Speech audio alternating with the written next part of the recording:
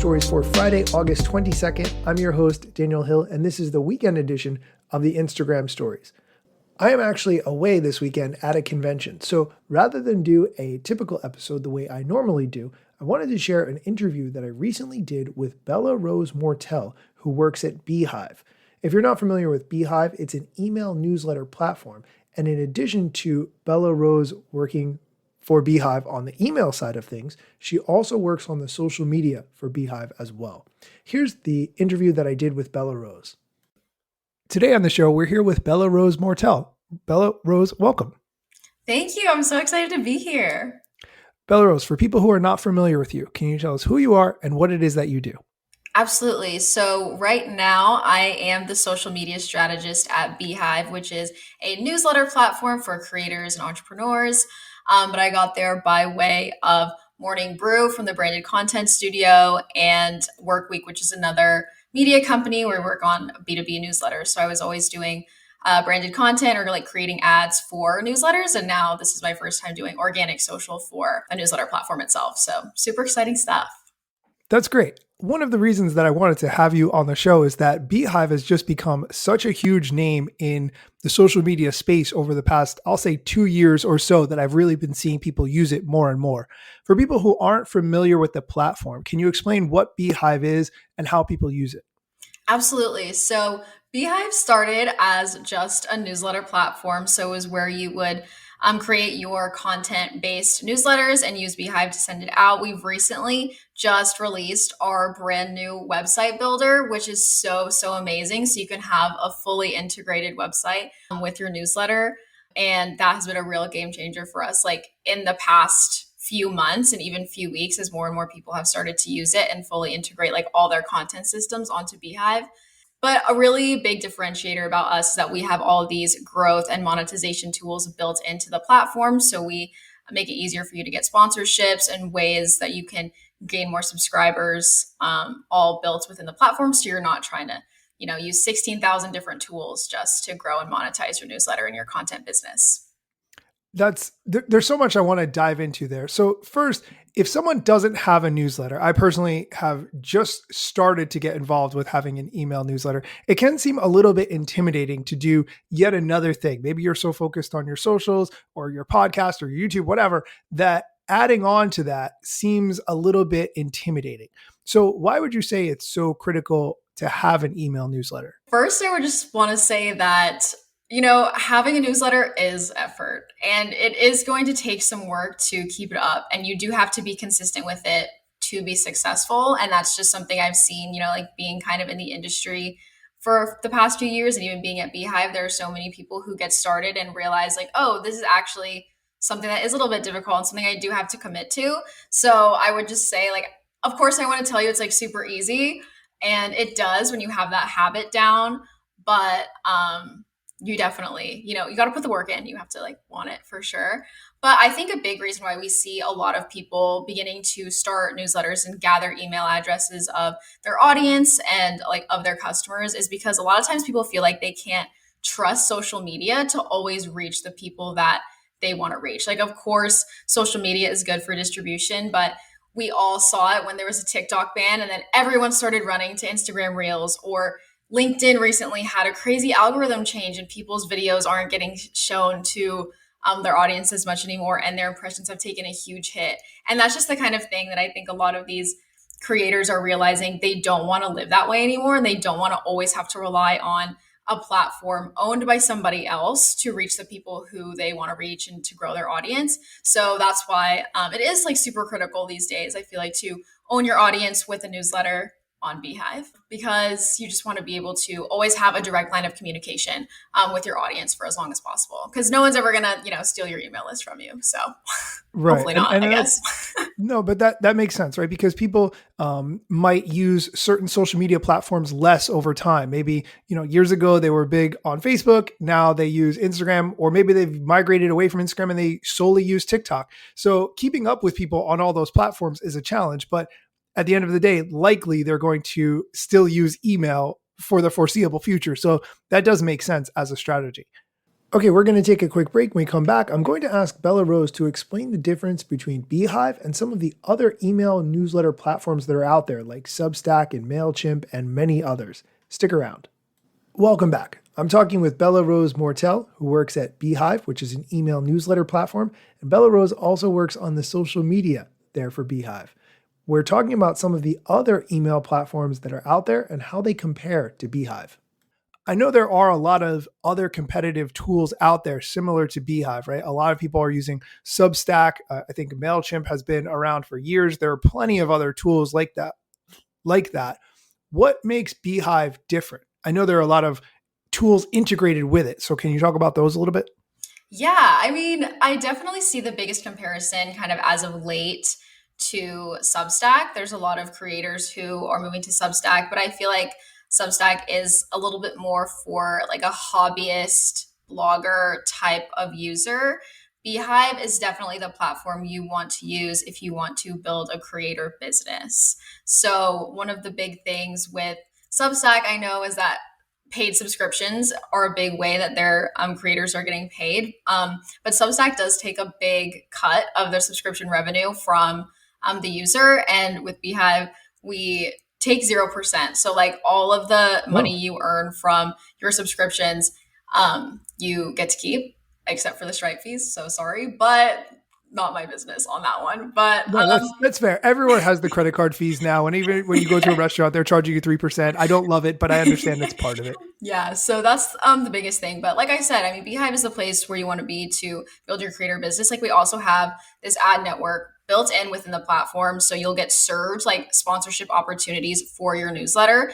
And we have a whole team and systems built like within Beehiiv to send you great sponsorship opportunities from these very premium sponsors. That like really will make sense for your audience and are catered to you. And we've had like so many great new sponsors like join recently, like Roku, HubSpot, the Black Tux, so many. Like I'm sure it's on our social media, but and then they just get sent to you like within your platform. Like you'll be in the editor, and then a little pop up will be there, and it'll say you could be monetizing from this email. And like here's this ad that we want to provision to you. So that makes it super easy. But that's just like one of the ways you could make money within Beehiiv. But the ad network is a really big one. I want to understand more about that because I don't think have, I'm not familiar with this concept for an email newsletter having the platform connect you with sponsors. So is there a minimum number of subscribers you have to have or a minimum number of opens that you have to receive before you start suggesting sponsors? So there's not a minimum size or anything for your newsletter. The way it works on our end is that these sponsors have like specific audiences that they're trying to reach. And so Beehiiv will provision their ads to the audiences that really make sense. But no, there's not a specific size. But you know, that being said, there are a couple different deals. Like sometimes they have you'll get paid like per click that you send. Sometimes it's per open of your newsletter. So that is going to vary like based on your audience size. But I've had people like as early as maybe 100 subscribers get offered ads from within Beehiiv. Just know like your earnings are obviously going to vary based on like the amount of people. And so if you have more Sure. people, but Sure. no, you don't have to have like a huge audience to get started monetizing. I was thinking about, in comparison to YouTube that I think requires X number of subscribers. I think it's 1,000 or whatever it is. And, you have to meet that threshold of so many hours of watch time plus number of subscribers, whatever, before you can start getting revenue. So that's very interesting to me as a model that's how it works. Yeah, I mean, we're definitely factoring in like engagement and other things like that. So it does vary. And I don't have all the specifics on like off the top of my head, but no, yeah, like it is definitely a way I've seen a lot of people make their first like dollar from Beehiiv. So I think that's super exciting. Yeah, I love that. Now, what if you're a person like me and it's really hard to sit down and come up with something to say every week, or some people even do it every day? How do you start to regularly produce newsletter content? And I think of myself as someone who I can type quickly, but my ideas come very slowly. And I struggle to say something unique that millions of other people aren't already saying. Yeah, well, I think you have to realize that, you have a unique perspective. Like every single person has a unique perspective, and you are an expert to somebody about something. I think there really is an art in choosing your niche that's profitable, and it kind of all depends. Like some people who are curating resources and maybe posting job boards or doing things like that, it might be a little bit easier to grow a following because it's just like more simple. But there are also people on the way other end of the spectrum who are truly showing like their perspective, and they're putting their deep thoughts into the newsletter, and they're like, this is my experience I had, and this is what I learned from it, and what I want to teach you as well. So you could really go any way with it. It just kind of depends, I guess, on your time commitment that you want to add, because I know that some of these more like thought leadership newsletters, it is, you have to think about it, and you have to draft it, and you have to like really put some time into what you're going to say. But you could also go another route where it's more of a curation, and make it a little bit easier. Are there AI tools that beehiiv has to help make that process a little more easy or quicker? In terms of choosing your niche, I wouldn't say so. But once you know what you are writing about, we have a lot of AI tools like within our editor that can help you, like tighten things up, or even Oh, change the language of what you wrote, or, edit images within the editor. So that's a little bit more on the technical side. But there definitely are tools within the editor, like once you know what you're writing about, to make your writing process easier and a little bit more efficient. that's great. I think there are some other tools within beehiiv that can make it easier too, right? I think you have templates and different things like that. Can you talk about that? Yes, if you want to get started writing a newsletter, I feel like one of the main things that people really stress out about is the design, because of course you want to have a beautiful email and you want to have a beautiful website.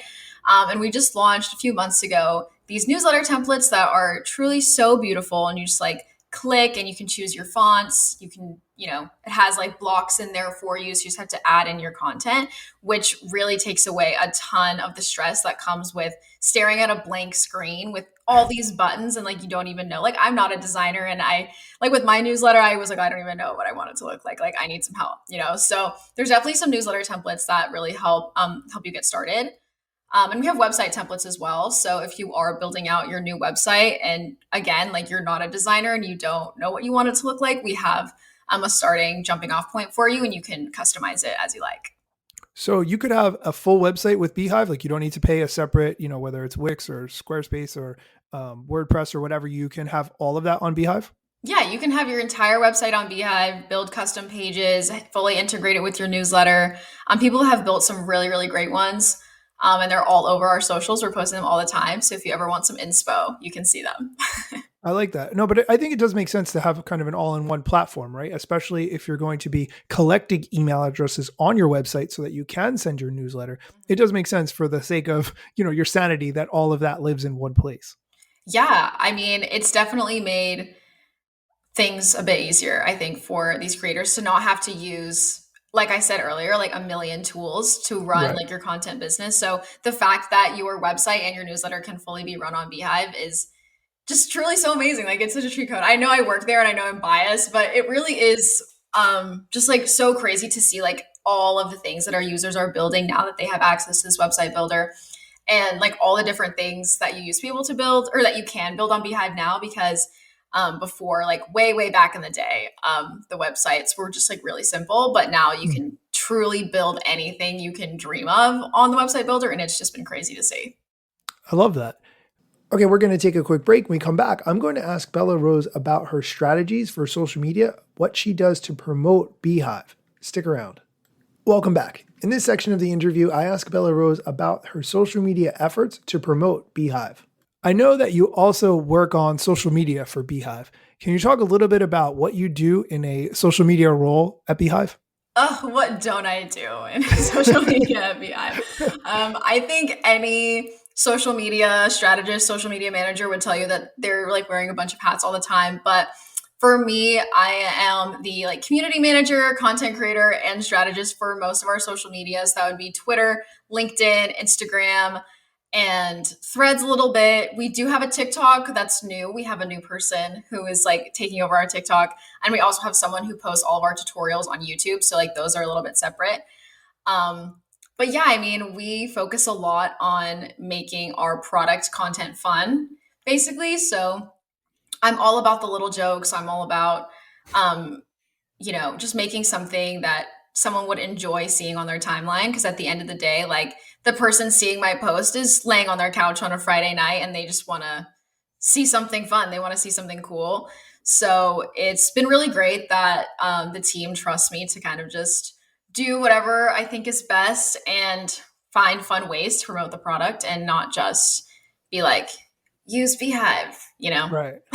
That's actually one of the reasons I really wanted to have you on this show, because you have two roles, right? You have the perspective of here is what it's like to be a creator and produce content for a company for all these different platforms.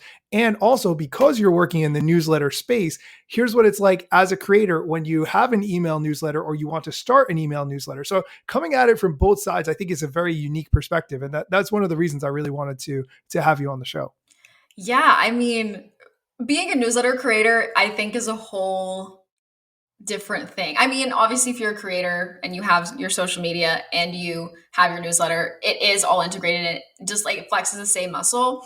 But I think a newsletter is just like a way that you can really go deeper with people because there's only so much you can do in a 30-second video in the attention economy, as we're saying Right. it now on like Instagram, on TikTok, on even LinkedIn now, whatever. Even the captions on Instagram or TikTok, you can only get a couple of lines in there. And who's reading the captions on a reel or a TikTok? Not many people, right? So, Exactly. It's like I ain't reading all that. So right. I feel like it's become very maybe scientific isn't the right word, maybe calculated that makes it sound bad, but just like people are trying really hard and they know how to get your attention. Like they know what kind of hook to use. They know like the pacing of a video. They know what sound effects to use that are going to keep you there longer. And I feel like with a newsletter, those people were really intentional about that they wanted to hear from you. Like they put their email in their subscribe form and they signed up for your email and they are expecting to get it.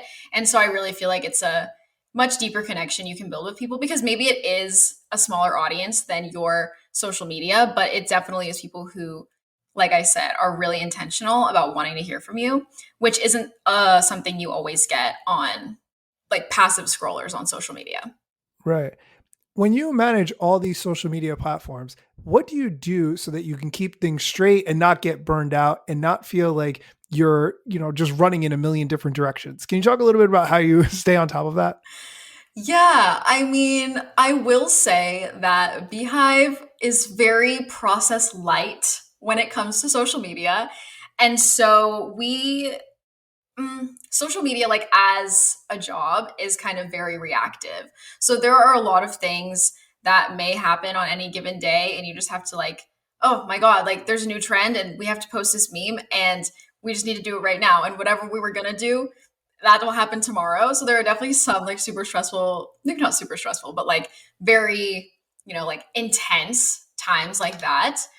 But yeah, I mean, I got a good scheduling tool. I use this tool called Assembly right now, which makes it really easy to cross post things to different channels.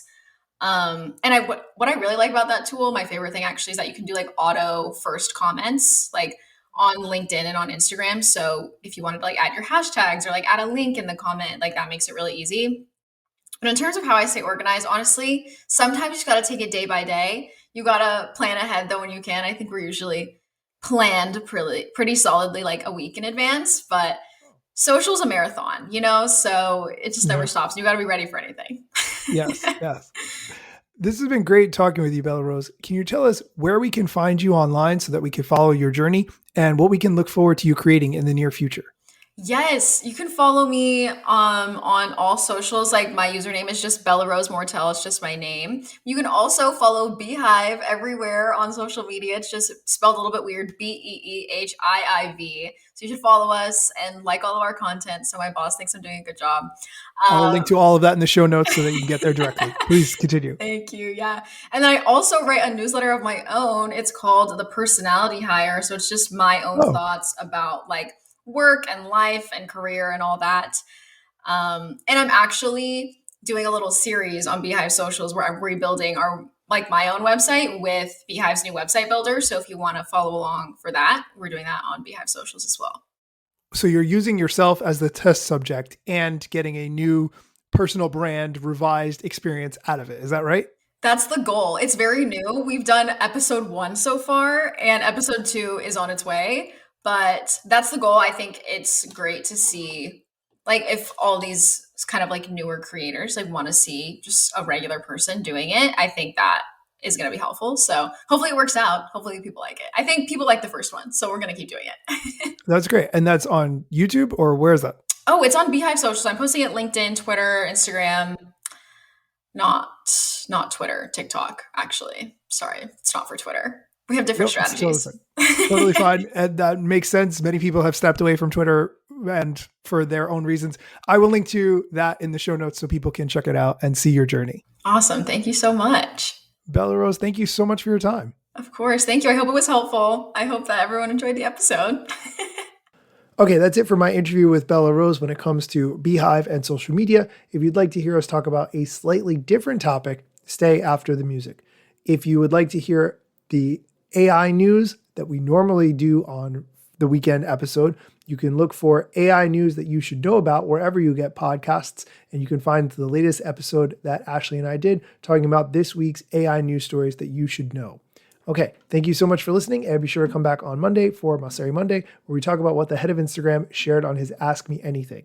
If you want to hear a little bit more from me and Bella Rose's conversation, stick around after the music. Let me tell you a couple things that you should know about me. A product manager but do not have a bachelor's degree, but actually that's factually a fraction of me. Another fraction's posting content irregular and irrationally. Still probably won't get a job at the Gram. They forgot, they don't know, or don't care who I am. That's why you never see me at the parties and events. My lack of followers must make me irrelevant. Don't have a course, a book to sell to make a bag of grand. Not a social media marketer, don't represent any brands. Plain to see, don't have an agency, but I got a lot of spam. Just putting in my work without the glitz and glam. Won't catch me eating fish unless it's shrimp or clam. No six pack, no risk that there's a gym card in my hand. Don't have a full-time job, but I got a lot of plans. Stay plotting, dropping knowledge on TikTok and Instagram. I recently made like cowboy caviar this week. You know what? Like, no, what is okay. So this is like a dip. It's a dip with like red onion, tomato. I put cucumber in mine. I don't know if you're supposed to. Red pepper, avocado, corn, and beans. Except I didn't put beans in mine because I don't like beans. So I completely took out the beans. And you're supposed to eat it with tortilla chips.